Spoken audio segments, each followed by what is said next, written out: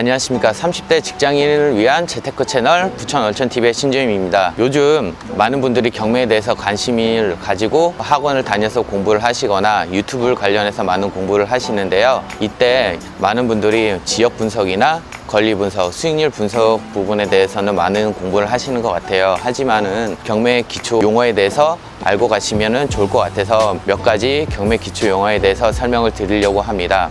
일단 부동산을 취득하는 방법은 저희 나라는 두 가지가 있죠. 매도자, 매수인의 의사합치로 계약으로 인한 부동산을 취득하는 방법, 매매가 있고요. 그 다음에 채권자랑 채무자의 금전소비대차 계약으로 인해서 채무자가 변제기일까지 변제를 못했을 때 채권자가 경매를 신청을 해서 자기 채권을 회수한 절차인 경매가 있는데요. 이거를 입찰자분이 낙찰받아서 이제 부동산을 취득하는 총 두 가지 방법으로 말씀드릴 수 있습니다. 누구나 다 아시는 방법이지만 원론적인 거 한번 설명을 해드렸고요. 경매에서 매각하는 방식으로는 임의 경매가 있고요. 강제 경매가 있습니다. 이거에 대해서 설명을 드리겠습니다. 임의 경매 같은 경우에는 담보권 실행에 의한 경매 절차를 진행하는 것으로 생각하시면 되는데요. 이때 담보권이란 전세권, 저당권, 담보가등기가 있습니다. 이렇게 별도의 소송 절차 없고 판결 없이 경매 절차를 진행할 수 있다는 게 임의경매라고 보시면 되겠습니다. 그리고 강제경매 같은 경우에는 채권자, 채무자의 금전소비대차 계약으로 인해서 아까처럼 채무자가 변제기일에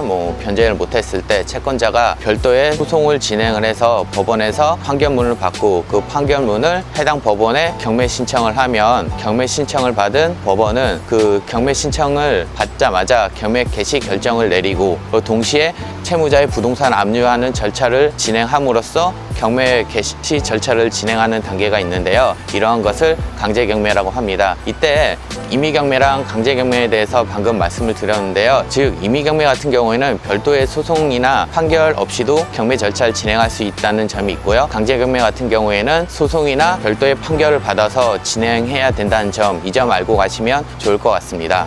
지금까지 임의경매랑 강제경매에 대해서 설명을 드렸는데요. 이제는 일괄 매각과 개발 매각에 대해서 한번 설명을 드리겠습니다. 일괄 매각 같은 경우에는 하나의 경매 사건에 매각해야 될 부동산이 2개 이상일 때 일괄 매각으로 해서 진행을 하는데요. 보통 우리나라 법원 같은 경우에는 담보로 제공된 부동산이 여러 개라도 개별 매각을 원칙으로 하고 있지만요. 개별 매각을 했을 때 부동산의 위치, 현황, 이용 상태에 따라 개별 매각으로 진행했을 시 낙찰금이 현저하게 낮아질 경우가 있는데요. 이럴 때는 사회적 경제적으로 손해잖아요. 그래서 부동산을 일괄 매각으로 진행을 하고 있습니다. 예를 들어 아파트를 볼 수 있는데요. 아파트를 낙찰받을 때 개별 호수에 대해서만 낙찰받아 간다고 생각하실 수도 있는데요.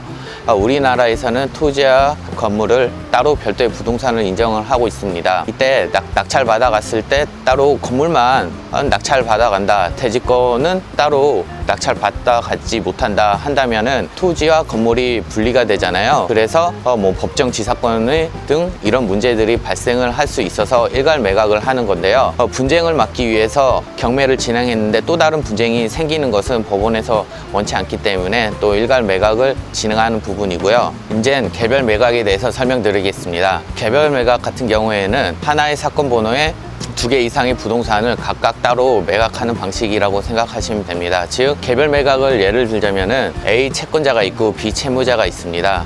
이때 B 채무자가 3억 원 가량을 A 채권자한테 돈을 빌리면서 A 채권자한테 담보로 자신의 아파트 2억 원 가량의 C와 D를 담보로 제공을 합니다. 그 후 그 채무자가 돈을 갚지 못했을 때 채권자가 자기 채권을 회수하기 위해서는 2개의 부동산을 경매 절차를 진행해야지 회수를 할 수 있잖아요. 그래서 2개의 부동산을 경매 절차를 진행을 합니다. 이때 법원에서는 하나의 채권에 대한 분쟁이므로 사건 번호를 하나를 부여하게 됩니다. 그 후 하나의 사건 번호를 부여하면서 각각 따로 물건 번호를 부여하는데요. 이때 각각 따로 물건 번호를 부여한 것을 각각 매각을 한 것을 개별 매각이라고 합니다.